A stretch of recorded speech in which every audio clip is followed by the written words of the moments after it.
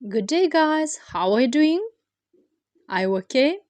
Құрметті достар, сіздермен біз бүгін Workbook'тың 23 бетіндегі 6-11 тапсырмалар аралығын орындайтын боламыз. Каналымызға тіркеліп, лайк басып, комментарий қалдыруды ұмытпаңыздар. Exercise 6 on page number 23. Write question and answer so as they are true about you.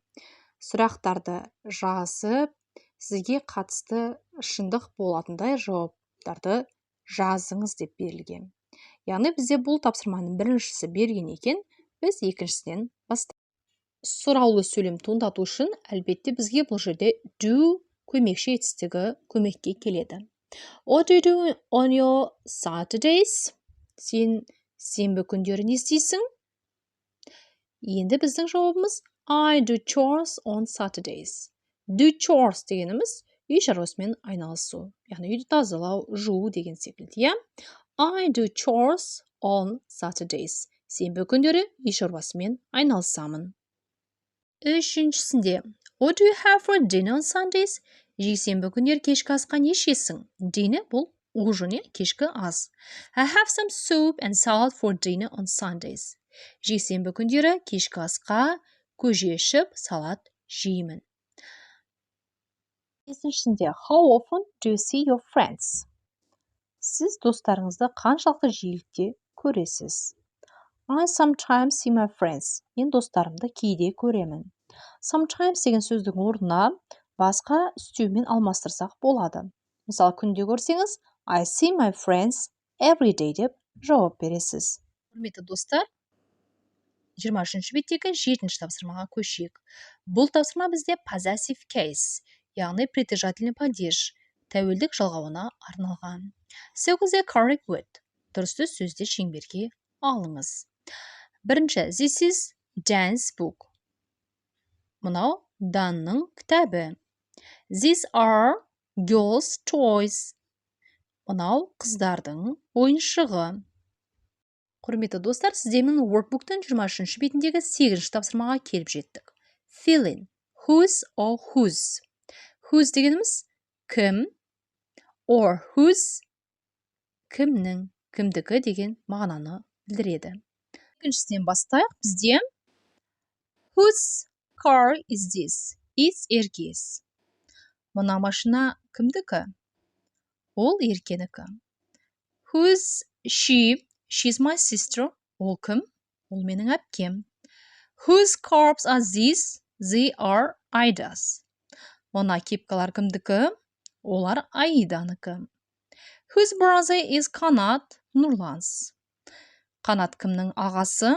Нұрланның. Who's Асыл? She's my cousin. Асыл кім? Ол менің кузенім. Достар, сіздермен Workbook'тың 23 бетіндегі 9-шы тапсырмаға келіп жеттік. Use like, love, hate plus ing form to write sentences about yourself, your friends and your family.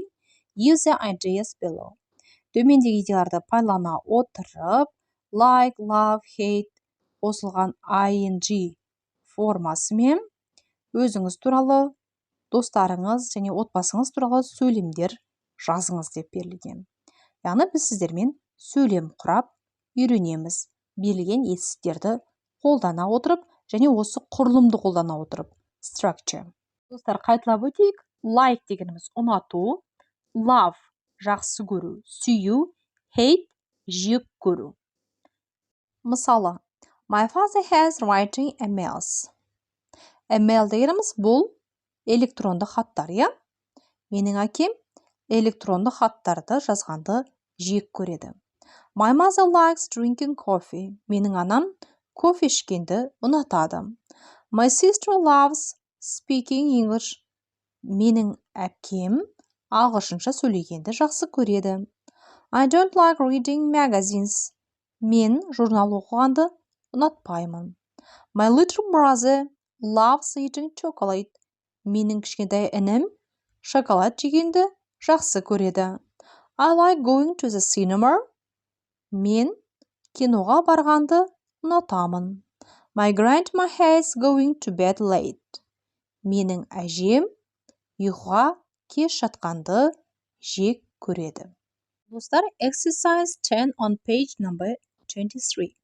23 беттегі 10-шы тапсырманы талқылайық. Choose the correct answer. Яғни дұрысты жауапты таңдаңыз. Біріншісінде, do you like my dress? Әлбетте біз present simple'да сұрақ қойып тұрмыз, иә?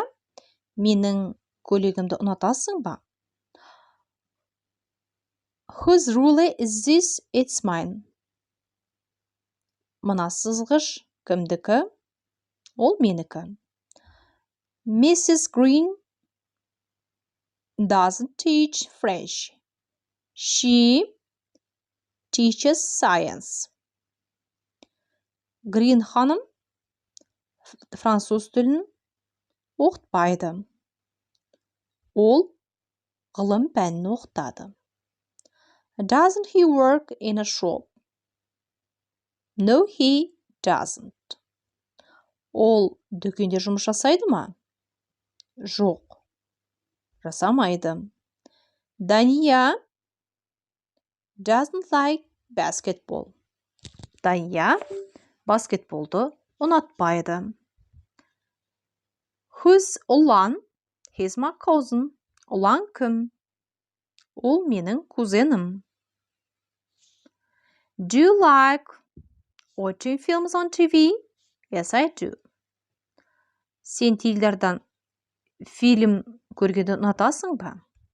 Yeah. Those are Sultan's pants. Аналар сұлтанның қаламдары. Lily always carries an umbrella. Lily үнемі қолшатыр ұстап жүреді. Do you go jogging in the morning? Yes, we do. Сендер таңертең жүгіресіңдер ма? Yeah. Miras loves playing badminton. Мирас бадминтон ойнағанды жақсы көреді. Нұрислам doesn't walk to school. Нұрислам мектепке жаяу бармайды. Құрметті достар, сіздермен Workbook'тың 23 бетіндегі 11-ші тапсырмаға келіп жеттік. Бұл тапсырмада әдеттегі дүйсенбі қандай болады? Сол туралы біз сөйлем жазуымыз қажет. Мен сіздерге мысалдар келтіріп қойдым. Мысалы, I get up at 6:30. Мен 6:30-да тұрамын. I have breakfast with my parents. Ата-анаммен таңғы ас ішемін. I go to school by school bus at 7:30. Мектепке мектебінің автобусымен 7:30-да барамын. I have 5 lessons at school. Мектепте 5 сабағым бар. Мүмкін сіздердің дүйсенбі күндеріңіз басқаша болуы мүмкін. Сондықтан present simple, яғни ауыспа ауыс шақ немесе жай ауыз шақты қолдана отырып, сіздерде өздеріңіздің дүйсенбі күндеріңізді сипаттап жазсаңыздар болады.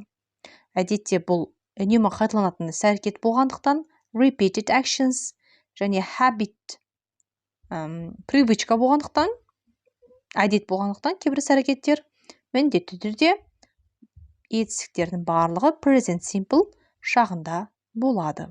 Достар, сонымен сіздермен Workbook'тың 23 бетіндегі 6-шы, 7-ші, 8-ші, 9-шы, 10-шы, 11-ші тапсырмаларды талқыладық.